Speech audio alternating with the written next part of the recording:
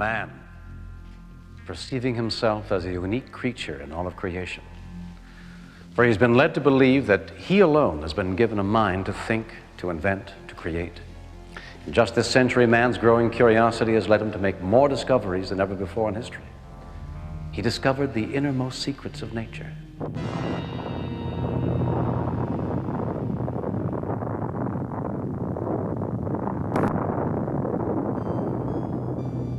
He desired to manipulate genetic code controlling human life, and did it. He pictured flight in his mind, and now walks on the moon.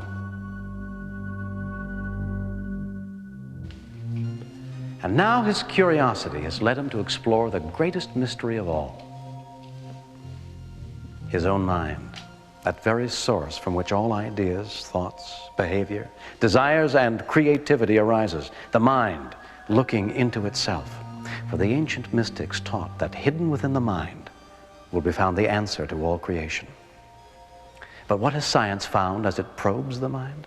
It has found that chemicals can alter the mind. When studying the mind, science has found one of the most mystifying phenomena yet, that man can be placed into a trance-like state called hypnosis. And while in the state is able to experience a world beyond reality, even making him seemingly able to transcend physical and mental limitations. Perhaps this hypnotic state is the door through which the answer to the mind's mysteries will be discovered. What you're about to see is based upon fact. Some will find it fascinating, and some may even find it frightening. So, with thanks to the scientific community, we now bring you Hypnosis and Beyond.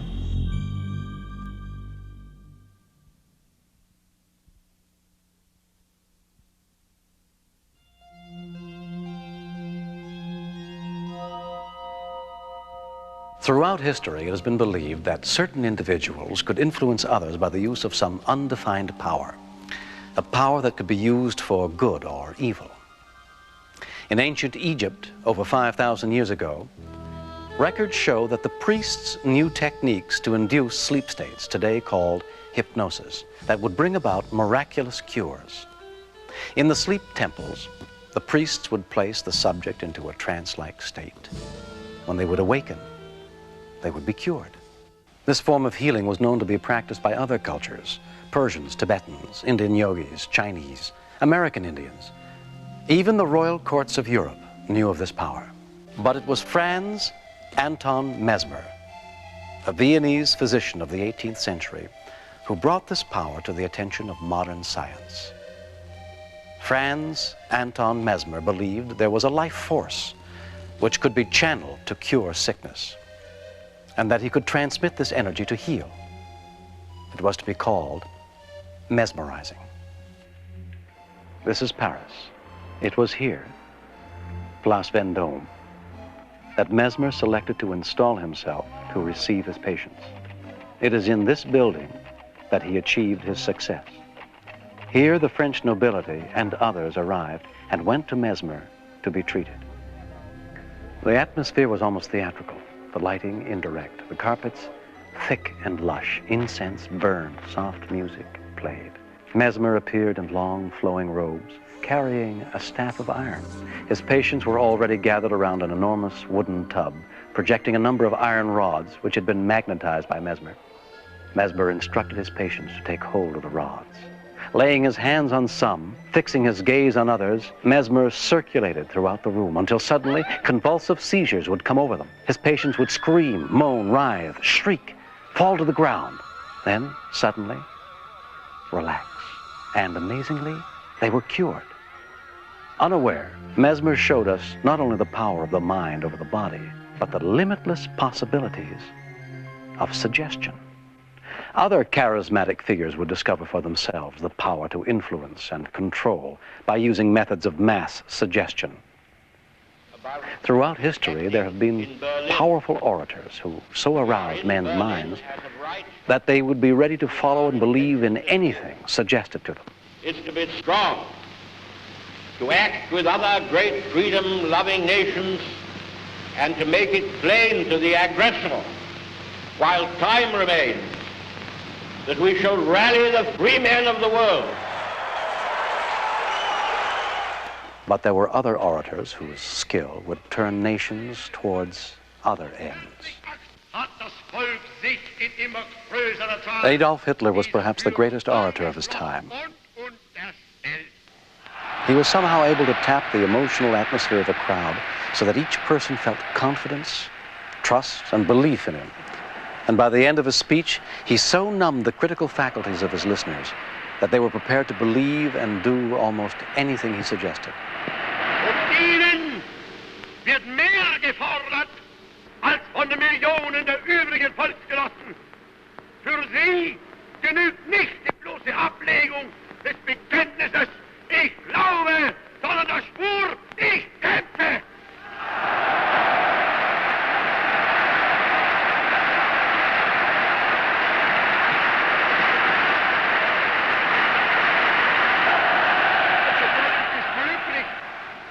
In dem Bewusstsein, dass die ewige Flucht der Erscheinungen nunmehr endgültig abgelöst wurde.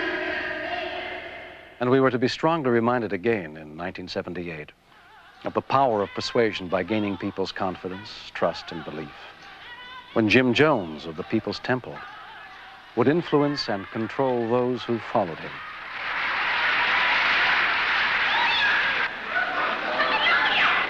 I owe something to my people, and that's to be a good pastor, and that I am, the best I am.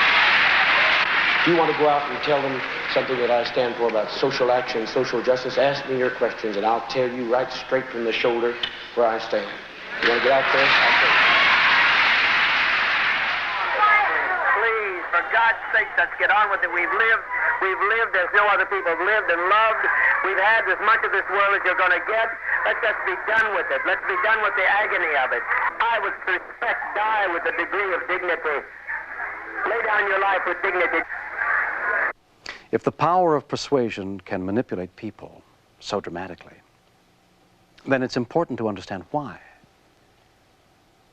In its simplest form, persuasion is an everyday phenomena. The salesman convinces us to buy his product. The impassioned plea of the lawyer sways the jury's verdict. The politician's influence wins the election.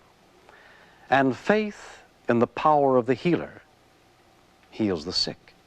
But what's the key to all this? Faith, trust, or the power of suggestion? Scientists have asked these questions from the beginning. Now, the power of suggestion is being studied in the laboratory using the phenomenon of hypnosis.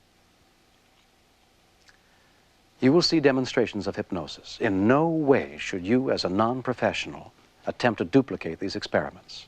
Falling forward. These subjects are all volunteers and are here for the purpose of participating in these experiments. The man conducting these experiments is Dr. Martin Orne, director of the Unit for Experimental Psychiatry at the Institute of Pennsylvania Hospital and University of Pennsylvania, a leading authority on hypnosis and consultant of various government agencies. These volunteer subjects are listening to a tape recording. This tape recording has been designed to induce hypnosis. Hypnosis depends upon the subject. Therefore, an individual who wants to respond will do so to the best of his ability. Some people will do better than others. Here, they're responding to a tape recording done by a radio announcer because we wanted it to have particularly good English diction. This man had never hypnotized anyone, but now he's hypnotized more people than anybody in the history of the world. Relax all the muscles of your body. The following audio portion of this program has been altered for the protection of the viewing audience. Relax more and more. Relax completely. Relax completely. Completely.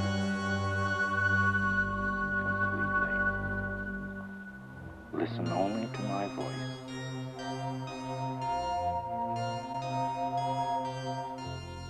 Please extend your left arm straight out in front of you, up in the air, and make a fist. arm straight out in front of you. I want you to pay attention to this arm and imagine that it is becoming stiff. Stiffer and stiffer. Rigid. Like a bar of iron. Test how stiff and rigid it is. Try to bend it. Try.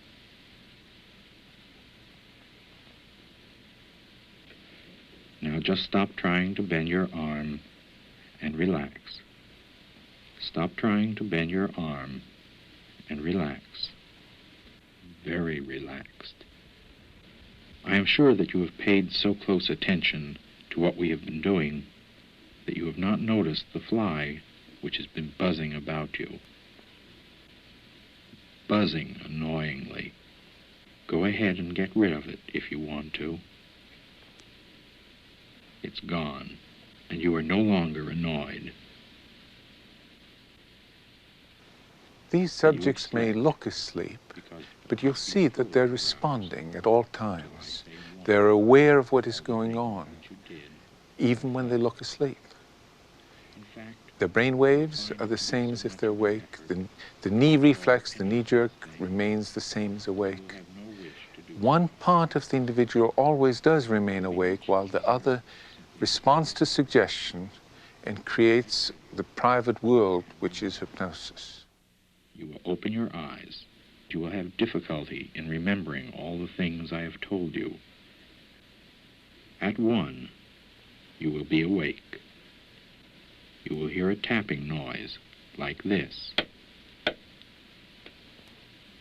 When you hear the tapping noise, you will reach down and touch your left ankle. Ready? 3, 2, 1. Wake up. Any remaining drowsiness which you may feel will quickly pass. What is post-hypnotic suggestion? How does it work? You're drifting deep and deeper. You're going to find two very interesting things occurring after you awaken.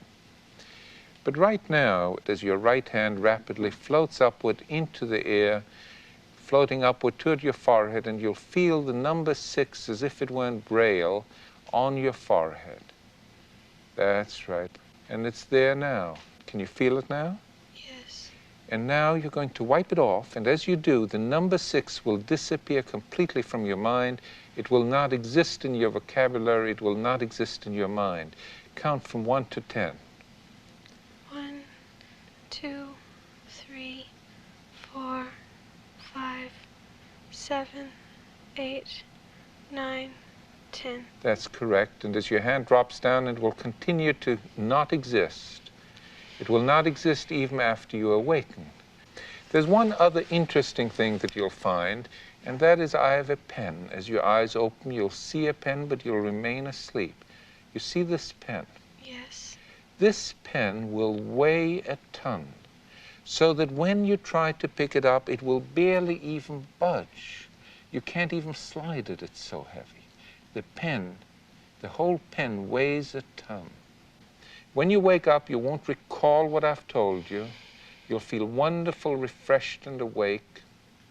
Wonderful, refreshed, and awake, but the things will happen as I've told you. All right, as I count from 3 to 1, you'll awaken. 3, 2, 1, wide awake. How do you feel? I feel great.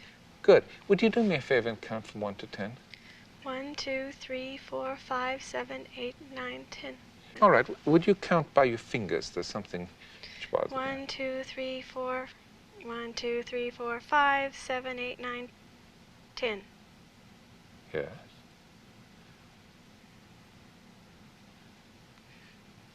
One, 2, 3, 4, 5, 7, 8, 9, 10. What's funny? Would you count my fingers? 1, 2, 3, 4, 5, 7, 8, 9, 10. How do you explain that? I don't know. We're supposed to have 10 fingers. Well, never mind that for a moment. Here, would you just have a look at this pen? It's a very interesting pen. Could you give it to me? Really heavy. What have you got in the pen?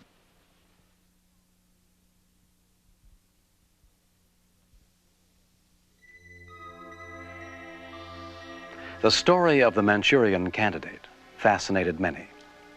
The wartime drama of a man who committed murder while under the control of hypnotic suggestion. If you can control behavior with hypnosis, can you make a person perform an act against his conscious will?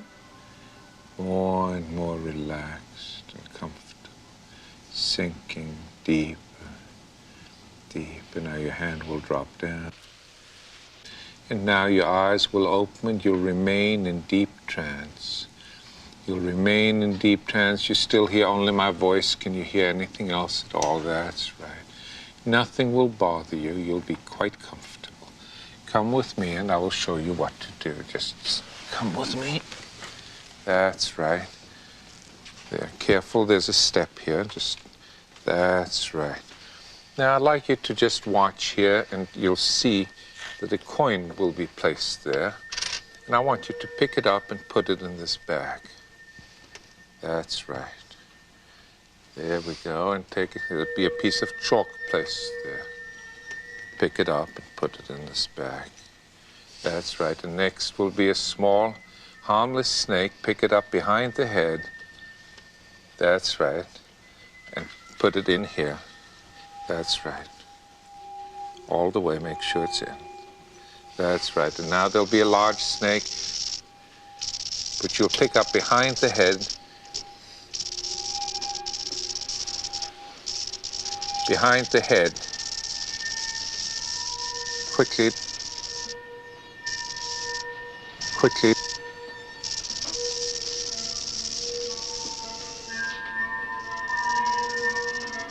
Let go.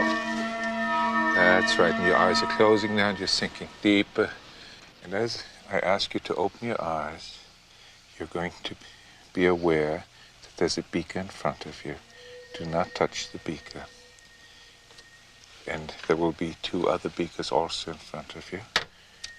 You look at them. It's all right to open your eyes now. You'll see the beakers. Now I want you to focus on this beaker, because shortly I'll ask you to do something. This beaker you want to be careful of because it is filled with acid. It is nitric acid. You've had chemistry, haven't you?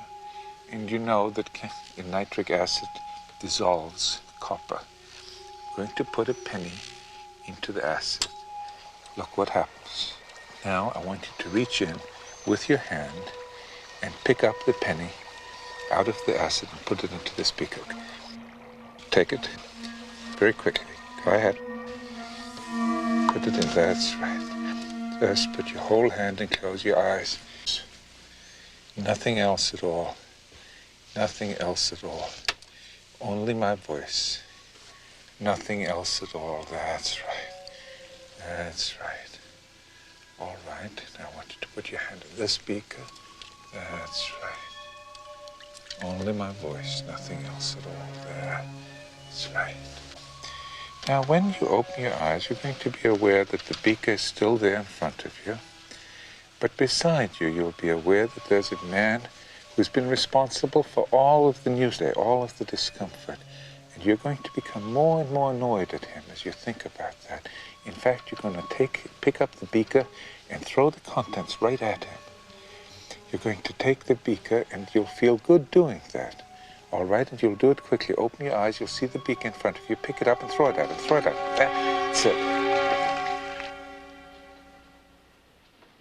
As you saw, we changed the acid for colored water while the subject's eyes were closed. The subject not only couldn't see this, but wasn't really aware of it because the smell of the acid was strong enough in the area to be quite compelling.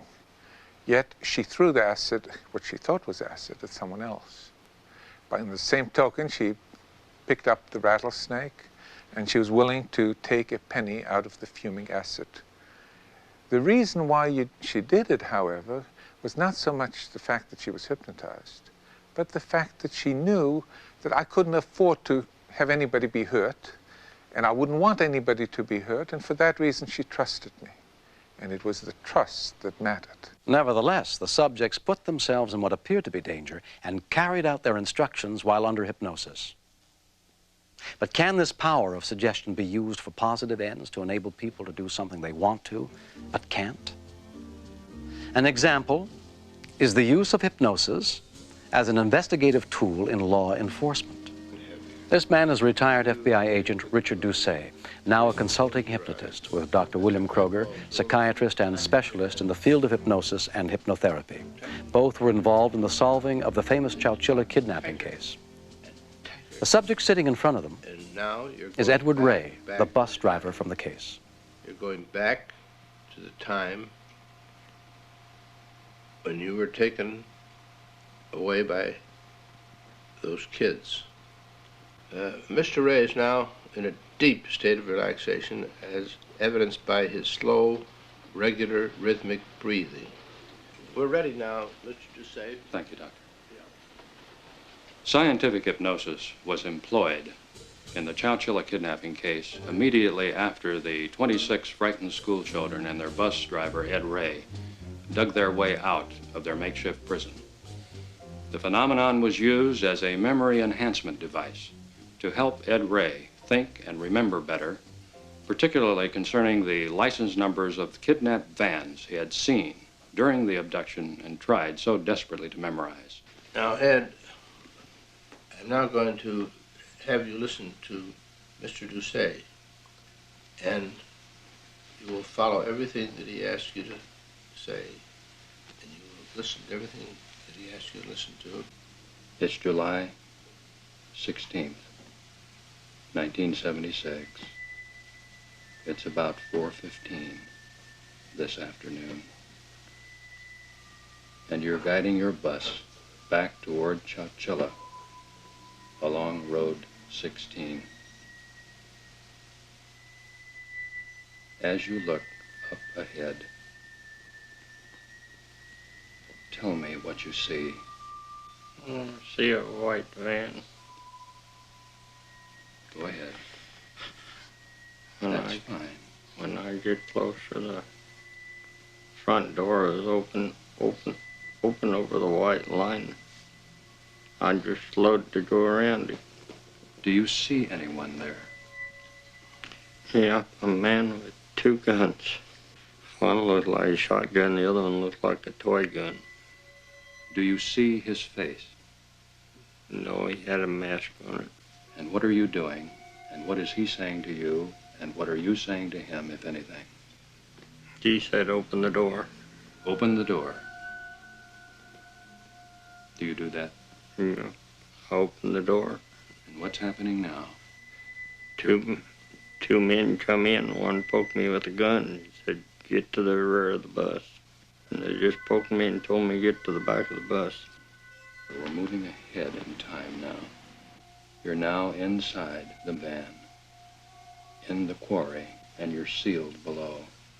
What are the children doing? A lot of them crying. A lot of them are crying?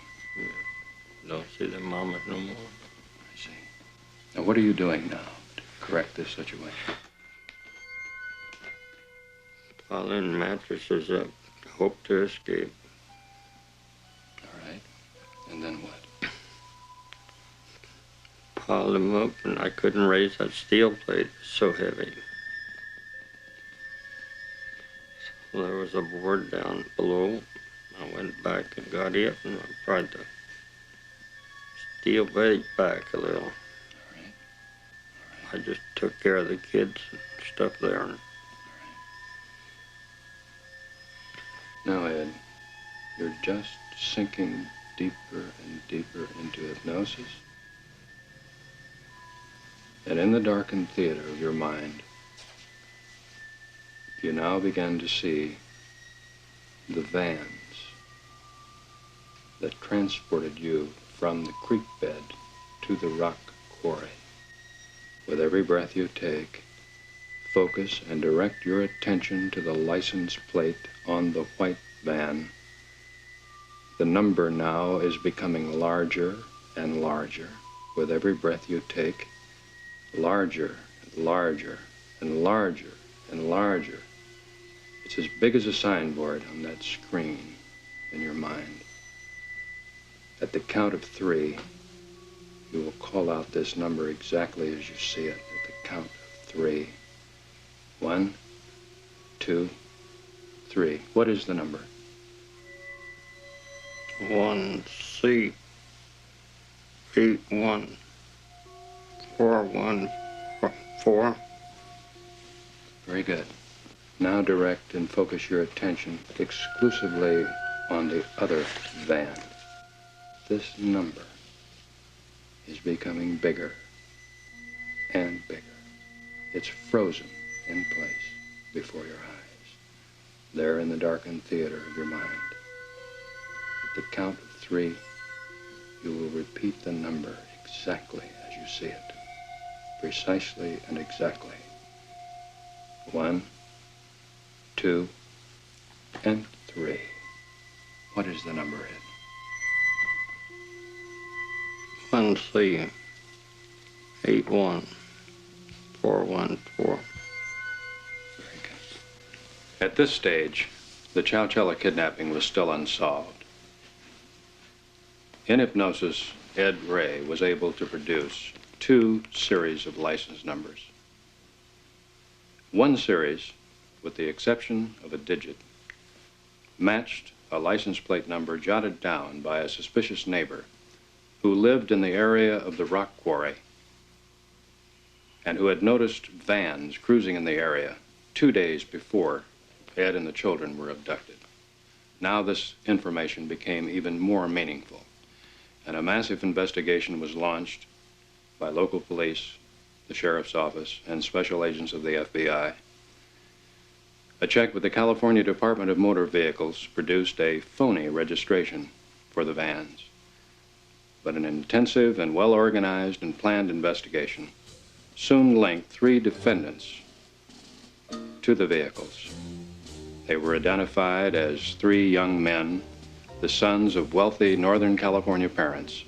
They were taken into custody, tried and convicted in California court. They're now serving life sentences, 2 without possibility of parole.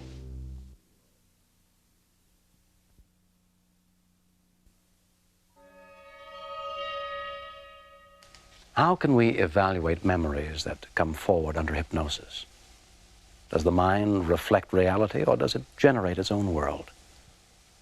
Subjects, while hypnotized, may seem to relive past lives or appear to join the world of the future. While science raises questions about its meaning, the experience still remains.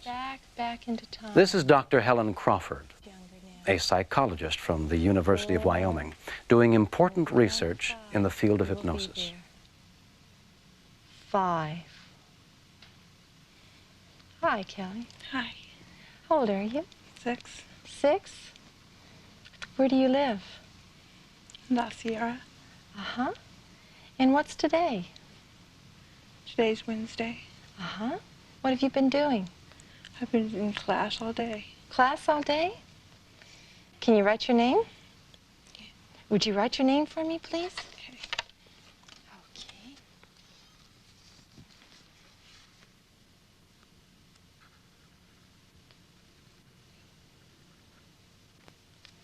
I can spell my last name, too. Can you? Would you do it, please?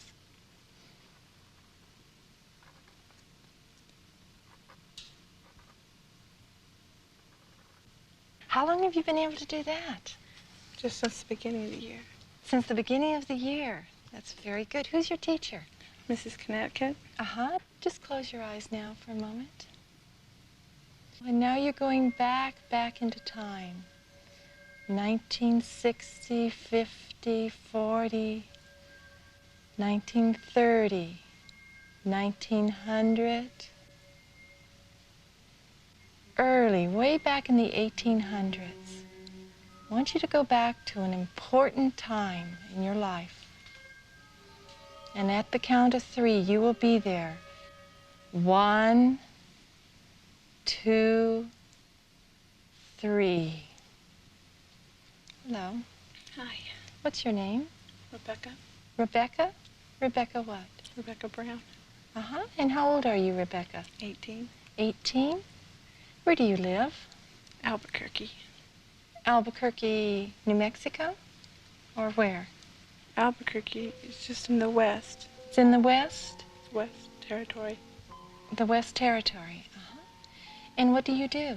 I just help my mom and then go see my dad once in a while. Mm-hmm. What does your mother do? She's a wife, uh-huh. and she helps around the house and she makes dinner. Mm-hmm. And your father? He's a blacksmith. He puts shoes on the horses and just takes care of horses in the barn and stuff like that. Mm-hmm. And does he do other types of repairs? Sometimes he fixes wheels on wagons and stuff. Mm-hmm. Does he ever repair cars? I don't know what that is. Okay. And how did you get here to Albuquerque? Wagon. By wagon? Did it take you a day? It took a long time. A long time? Lots of days. Mm-hmm. Okay. Why don't you just close your eyes for a moment now? That's right. We're going to go forward in time now. We're moving forward in time.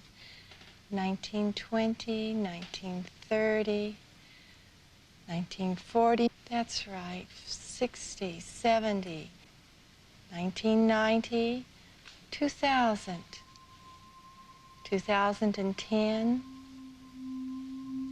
2020, 2030. You can look into the future and see yourself.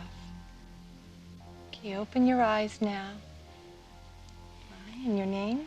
Kelly. Mm-hmm. And how old are you, Kelly? See, I think I'm 20, 30, 70 years old. 70 years old? Uh-huh. And what do you do? Well, I'm old and there's not much for me to do. There's all conveniences, so there's nothing really you can do. Everything's computerized. Your house? Yeah, totally. Totally computerized? Uh-huh. You've got a very interesting watch there. Can you tell me about it? Most people have these kind of watches. It just tells the time and the date and the temperature and tells your blood pressure, and it tells you if you need something, like if you're diabetic, tells you when you need your shots and stuff like that. Really? Mm-hmm. And blind people use them so for their sight they can detect where they're going. And what are you doing? Where do you live? I live on Earth still. There's not very many people left here, though. Not very many people left? No, they live in space colonies. Uh-huh. And what kind of clothes do we have? We just wear our normal suits that protect our skin and stuff from the atmosphere. Why do we need protection? Because the atmosphere is kind of deteriorating, and it's just bad for your health now. Mm-hmm. You have a family? Yeah, but I don't see them very much anymore. Mm-hmm. Okay, that's fine. Just close your eyes now. You're coming back in time, that's right. Age regression involves an increase in the vividness of memory. It also involves an increase in imagination. Some of the things are accurate and some of the things may not be historically accurate. Science generally considers reincarnation fantasies and fantasies about the future as imaginal productions. As such, they may be quite interesting and important, even from a therapeutic point of view.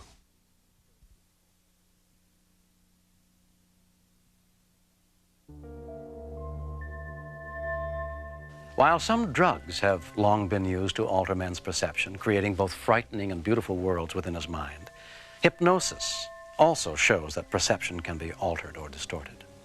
Suggestions can be given to forget an incident, and the subject will forget. Fictitious events can be suggested, which the subject will not only believe, but may elaborate on. Through hypnosis, a new world can be created for the subject, and this world may coexist with his everyday reality. Focusing on my voice for the moment, everything else seems far away, far away, far away, sinking deeper. As your hand drops down, you hear only my voice. You can hear nothing else. Can you hear anything else? No. That's right. Now, as you open your eyes, you're going to be able to see Dr. Crawford sitting in the chair. You know Dr. Crawford. You were talking with her a few minutes ago. And she's been interested in what we were doing. She wants to ask you a few questions about how you feel. Would you mind answering her? Not at all. Okay. Go ahead, Helen. It's all right. Very deep. Oh, about 18 on the scale. That is on a scale of 20, or a scale of... No, it's a top of scale. At Stanford, we use a scale that goes all the way up. I see. And Dr. Crawford and I use it, and she asked me how far I'm under. I see. Yeah, I could go deeper, but I'd have to go back under again. I feel really good. Thank you. Good. I want you to go ahead and touch Dr. Crawford's right hand with your right hand. It's okay. Tell me, who is this behind you here? I don't know. Look carefully. I'd like you to be able to see whether you recognize it. Who is that? It's Dr. Crawford. Now, is this a man or a woman? It's a woman. And whom does she look like? Dr. Crawford. And who does this look like? That is Dr. Crawford. And who is this? Well, I mean, who does she look like? She looks like Dr. Crawford, but she's not. She can't be. Well, how's she dressed?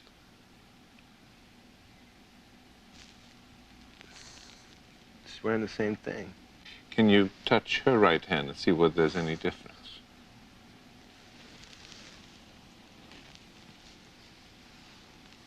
There's none. Now, if she looks like her, how come? It's probably just, I don't know, makeup or something. One of the crew, I don't know. Why don't you ask this lady? Who are you? Dr. Crawford. She can't be Dr. Dr. Crawford just said it. Why don't you ask her some more questions, see whether she would know the things which Dr. Crawford would know? Can I ask Dr. Crawford? Sure. Dr. Crawford, is that someone that you know? Me either. No, I've never worked with her at Stanford. All right. Have you ever been at Stanford? Yes, I have. What do I do? I mean... In one of these is an image, and one is the real Dr. Crawford. Well, I know the real doctor. Well, keep an open mind about it. Well, now, why don't you decide what she should do, whether she should... You think about something which she ought to do. Yeah, but she just heard you say that... No, you think about it, don't tell me. Don't tell her, don't tell her. Decide what she should do. She just did it, and she didn't. Now, how would Dr. Crawford have known what to do if you didn't say it? I guess she wouldn't.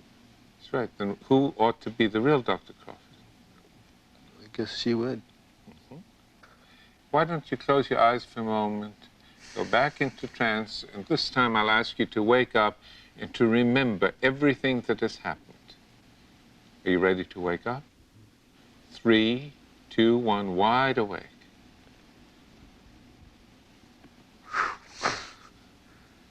That's weird.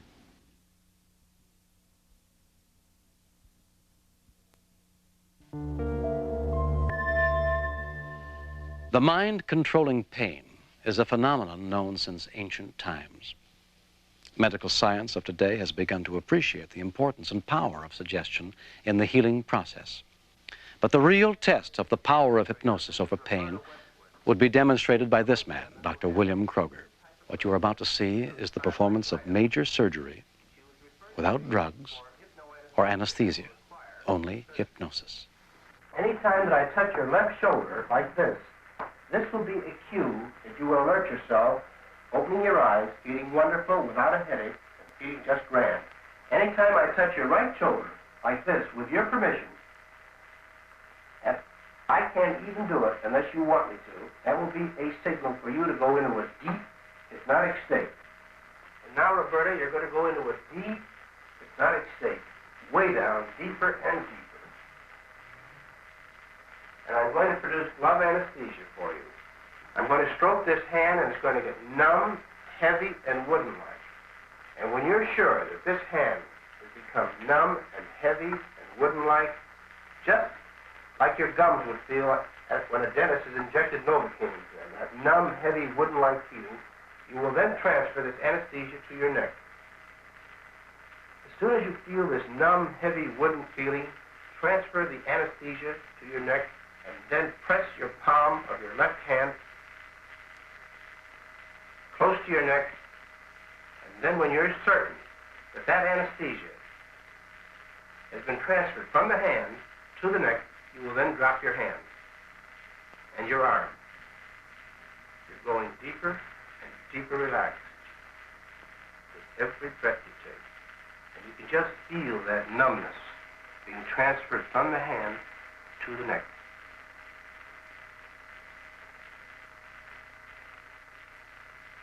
That's fine.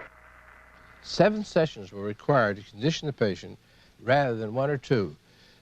On the morning of surgery, the patient was awakened from a sleep induced only by post-hypnotic suggestion. On the operating table, Roberta was instructed to deepen her own hypnotic state, as she had been trained to do. The extreme muscular relaxation of her arm when it falls to her side is as profound as those produced by any type of relaxing drug.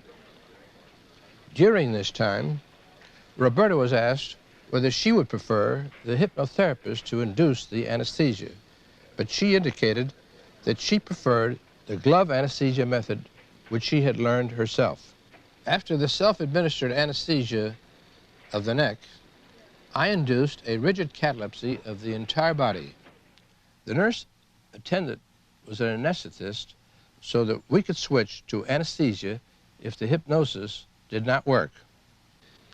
Notice that no superficial bleeders had to be tied off during the incision.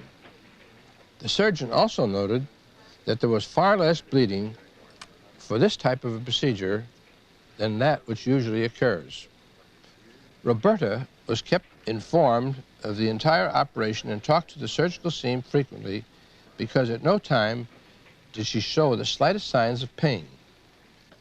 Speed is not essential, as hypnosis can be maintained for long intervals in good hypnotic subjects. I should like to emphasize that only about 10% of patients are able to obtain a deep enough state so that hypnosis can be substituted for conventional anesthesia.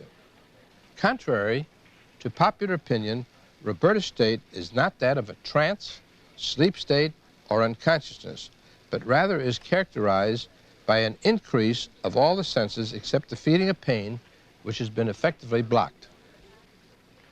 She was able to talk to us in a manner that ordinarily would not have been possible for several hours.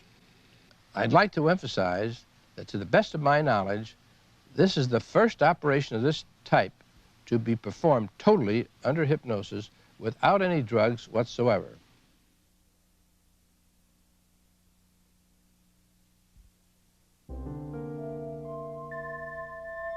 While pain can be controlled by hypnosis, the skill is really with the subject and not with the hypnotist.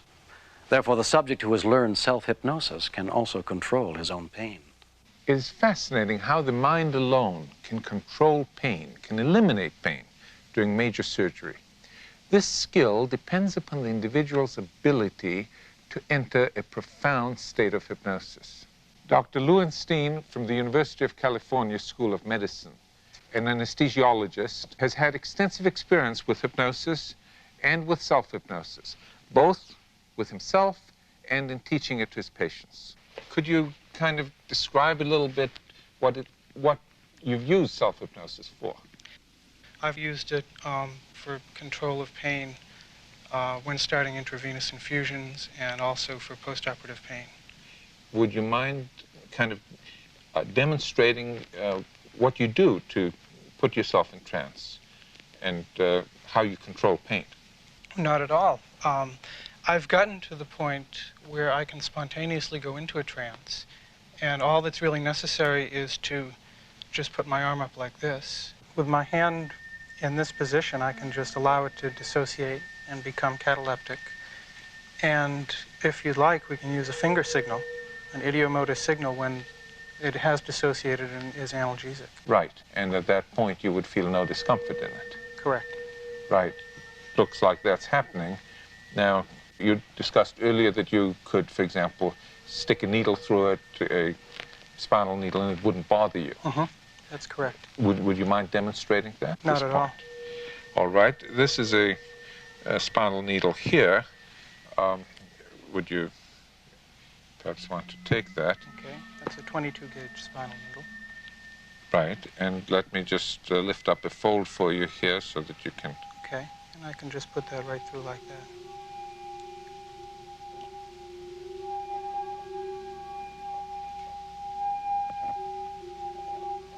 Just like that. Right. Could you tell me what the feeling is like, what you experience in the arm right now? I can see that it's there, but I don't feel it, and it doesn't bother me. And you wouldn't have discomfort regardless pretty much of what was done with that hand? No, I could have major surgery on that hand. And it would not bother me. We have learned the powers of the mind, that the mind can be controlled by others, both for good or evil. The mind can control the body, and through imagination can even control itself. In the time of Mesmer, this phenomenon was thought to be due to a magnetic fluid. Today, we know the power of hypnosis resides within the subject.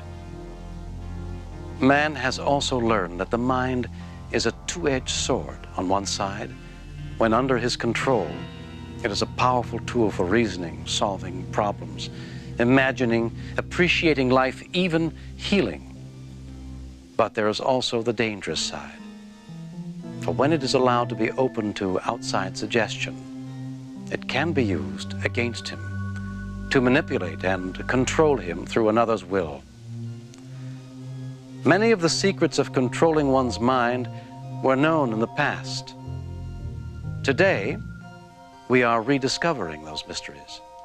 And with that knowledge, applied by each of us, we can become impervious to the power of a Hitler or a Jones. For by using this power ourselves, no longer can others keep us from our destiny.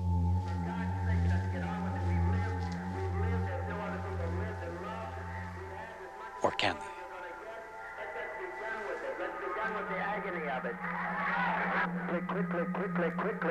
Quickly. I would respect, die with a degree of dignity. Lay down your life with dignity. Don't lay down with tears and agony. There's nothing to death. It's like Max said. It's just stepping over into another plane. Don't be this way. Stop this hysterics. This is not the way for people who are socialists and communists to die. No way for us to die. We must die with some dignity. We must die with some dignity. Hurry, my children, hurry. All I say, does not fall into the hands of the enemy. Hurry, my children. Hurry. There's seniors out here that I'm concerned about. Hurry. I don't want to leave my seniors to this mess. We've set 1,000 people who say we don't like the way the world is. Take our life from us. We laid it down. We got tired. We didn't commit suicide. We committed an act of revolutionary suicide protesting the conditions of an inhumane world.